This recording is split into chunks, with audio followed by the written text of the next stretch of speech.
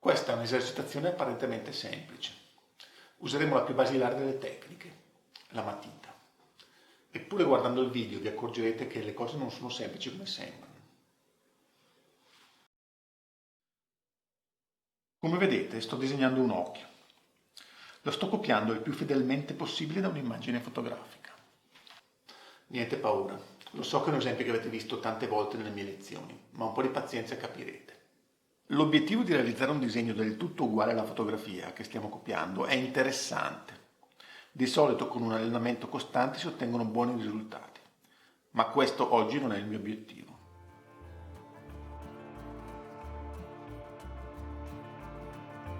Con il disegno posso esprimere molte cose e lo posso fare su livelli diversi.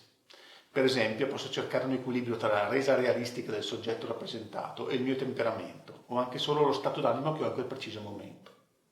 In questo caso, chi osserverà il mio disegno potrà farsi un'idea su chi o cosa ho raffigurato, ma saprà anche qualcosa di me. Non è l'unico esempio.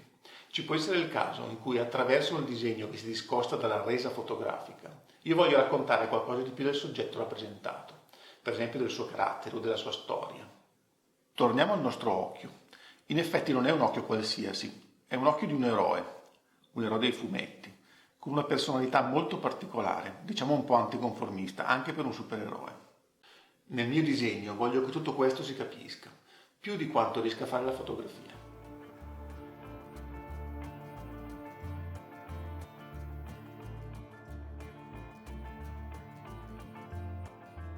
Nel primo disegno che vi propongo ho usato il tratteggio che abbiamo imparato nella lezione numero 3, ma in questo caso ho incrociato il segno in maniera diversa.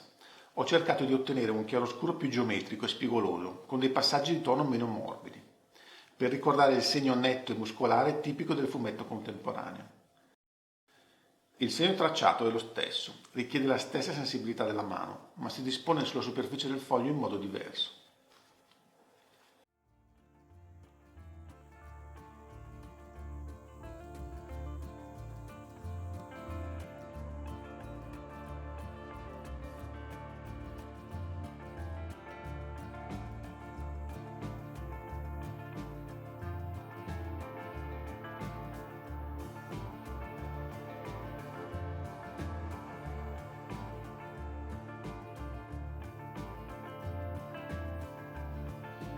Anche per questo disegno ho intenzione di utilizzare un segno abbastanza spigoloso, ma voglio cambiare approccio.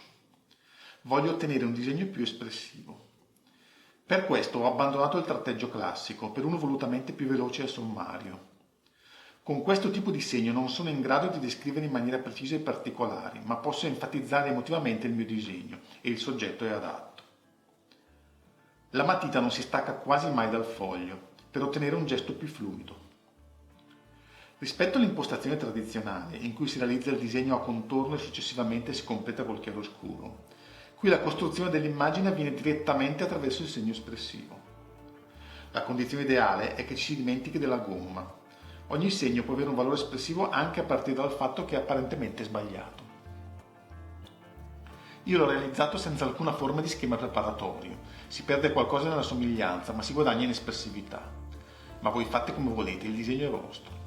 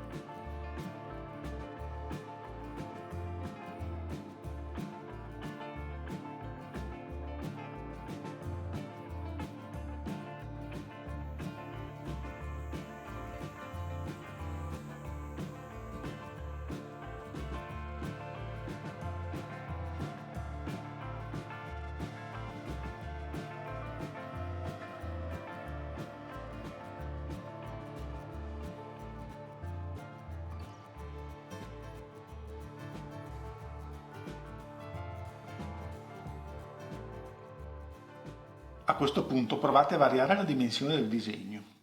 per esempio facendone uno abbastanza piccolo. Il segno assumerà ancora più importanza in proporzione ai particolari del viso.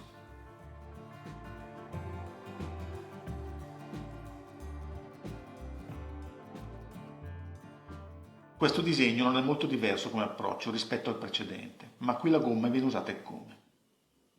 Nella esercitazione sul carboncino abbiamo già visto come possa essere utilizzata per ottenere i chiari e non per cancellare gli errori.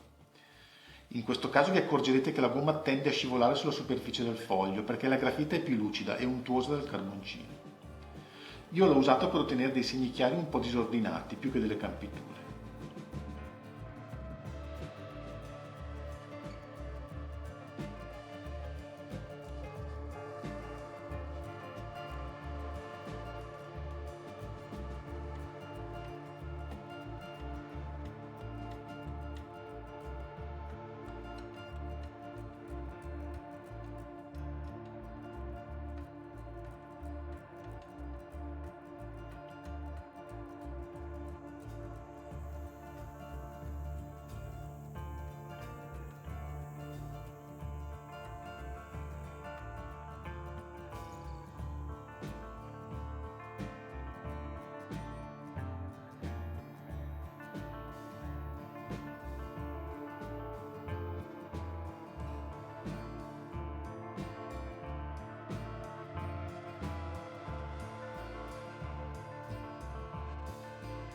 Come per il carboncino, il risultato è un effetto più pittorico, ma ci sono delle differenze.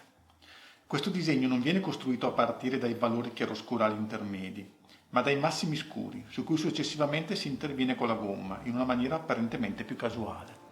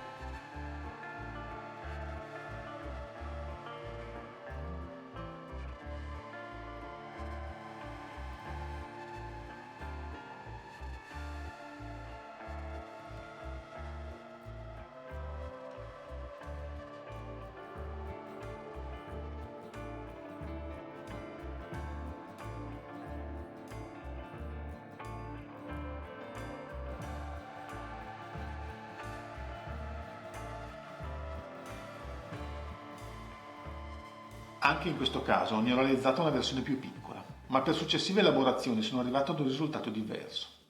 Con la gomma ho cercato di ottenere una stilizzazione molto geometrica, con dei contorni esterni quasi astratti.